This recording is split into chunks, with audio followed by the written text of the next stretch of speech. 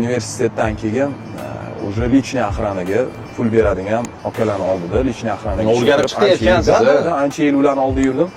Xursand bo'laman, chunki balkim yomon yo'lga kirib ketarmidim. Уже bir ikkita og'aylarim bank, boshqa ishlarga aralashib ketdi. Ozgina o'zim bosadigan paytim. Necha yil ishlagansiz? 2011 dan to 2023 gacha. Wow, 10 yil. Yo'q, 10 yil kichkina srok emas. Kimni aqrani siz ishlagansiz endi hammaga qiziq bu. U insonni ishini hech so'ramaganman, sizga gapirsam bo'ladimi deb turib. Yaxshi insonlarda ishlaganman, banker insonlarda. Biznesmen. Biznesmen juda ham yaxshi insonlar bo'lgan. Aka uka bo'lib qolganmiz.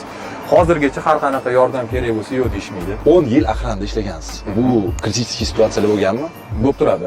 Ishkal bo'lganmi? Da, endi diplomat odamlarda unchalik bo'lmaydi. Ishkal в каком смысле? Mashinada siqib qo'yishlar o'zi bilmagan holda. Lekin hech ham lishni gap so'z boshqa narsa bo'lmaydi. Chunki ikkita, uchta gabaritli bolalar tushgandan keyin hech kim problema xohlamaydi. Siz bitta o'yinda bo'lgansiz. Hech qachon barzit qilmaganmiz. Aqrana o'ziga yarasha tarbiyalanadi. Hammadan ham ko'p biz muomalali bo'lishimiz kerak. Oka, yaxshimisiz, kechirasiz, mana bu joyda uzr mana bunaqa bo'lib qoldi degandan keyin любой слабый inson buni 2 barobar yaxshilikka qabul qiladi. Shuning uchun qo'lni oxirga albatta ko'targansiz. Albatta.